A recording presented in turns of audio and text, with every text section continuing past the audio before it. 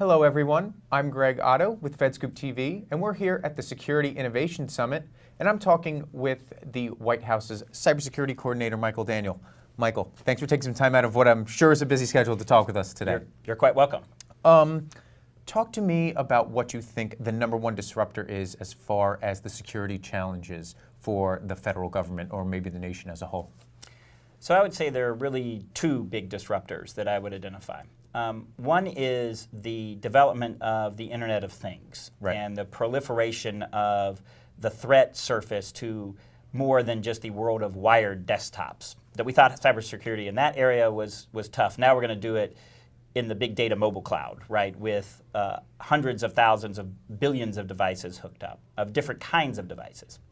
The second disruptor, I would say, is really the development of the sophistication of the organizational sophistication, I would say, of the malicious cyber actors. It's really no longer just about the malicious actor in his mother's basement, right? Okay. It's about organizations that are now applying the same business principles that you would apply to running a business to doing it in a criminal enterprise. And that has really changed the game, I think, fundamentally. So a much broader attack surface with a much more sophisticated adversary that is using all of the business principles to pursue their malicious goals. So that organized crime or nation states or insider threats, a lot of those lines have been blurred, and the administration has done a lot over the past 8 weeks to try to combat those. Do you see in the future, whether it's 6 months, 12 months, 18 months, and even further out, that the answers are still going to be policy-based, or do you think that the answers are going to come from more technological innovation from the private sector? So I think it's always going to be a combination of both policy and technology. By that I mean, I think that we need to make sure that we're pursuing policies that encourage the private sector to be able to do the kind of innovation that we need. We also need the technology to evolve and grow to adapt to meet the threat. But it's always going to be that intersection of policies, procedures, and technology that will enable us to combat this particular threat. So, Michael, let's look at that from a workforce standpoint. As far as a human capital perspective, what could we be doing to make sure that the country's infrastructure is protected and more resilient in the face of attacks? I think there are a number of things that we can do, but the key one of which is continuing to increase the number of people, the number of cyber-trained people in our workforce. That's, of course, not just people who are good at the technical aspects of it, although we need more of those, right, the coders, the people who can run firewalls. But we also need people who are smart in cyber economics, how people react to incentives, people who understand the human factors, how people interact with the technology and the cybersecurity to make it more effective. We need people who understand how the law interacts with cybersecurity, so cyber lawyers. So we need people who are cyber smart, if you will, in all of those different fields and disciplines. The administration has got a number of initiatives underway to try to promote the growth of the workforce, including our National Initiative for Cyber Education.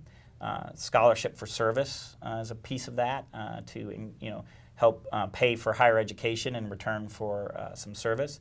The Vice President recently announced $25 million in grants to historically black colleges and universities for a consortium that they've put together to do more cyber training. But the private sector also will work in that space as well. We're also trying to partner with some foundations and some academic groups and some private sector companies to develop tools to be able to look at where the cyber jobs are in the country and to enable companies to see where the cyber workforce is and enable those two things to come together. Again, sort of using a mixture of policy and technology to go after the solution. So finally, earlier today, the NSA's CTO, Patrick Dowd, was talking a little bit about cybersecurity, and he said an interesting quote. He said, in reference to cybersecurity, minimum standards are used as an excuse for people not to think. That kind of struck me as a little bit counterintuitive, because shouldn't we be getting to a place in cybersecurity where we do have a good set of minimum standards, but to the point where things are automatic and our protections are good enough to where that you do not have to think? So I think it depends on what your audience is. I think one of our fundamental weaknesses in cybersecurity right now is that we still, to some degree, expect everybody to be their own mechanic, if you will. And so there is a degree to which, when you get into a car, you don't have to really understand all of the intricate workings of how all of the different pieces of the internal combustion engine work together in order to actually get in and operate the car safely. Right. Many of the features are just built in. And in fact, you would actually have to work very hard, for example, to disable your anti-lock braking system in your car. We need to get to the same place in cybersecurity, where much of it is really just occurs by default. And so for the normal user, and even for the normal business, small and medium enterprises, the cybersecurity is just baked in. And we really make use of the fact that, for the most part, people are going to go with what's easy. And so we need to make the cybersecurity easy rather than hard to do, and use that for us. Now, I do think that it is true that a pure checklist approach is never going to work in a field that evolves as quickly as cybersecurity. That makes sense. So for the high-end cybersecurity practitioners, and for those of us that are always working at the cutting edge, trying to chase after the bad guys, we're never going to be able to just use the sort of the simple checklist to say that we are safe and secure. So I think it really sort of that statement is really aimed at the people who are doing cybersecurity at the enterprise level, for major organizations and for the federal government. Yes, we can't simply rely on that checklist and declare ourselves done. We always have to remain vigilant. Great. Well, Michael, thanks for taking some time out to talk with us today. I'm sure we'll be hearing more as this continues to evolve. Great. Thank you very much. For more of our YouTube videos, you can check out our YouTube channel.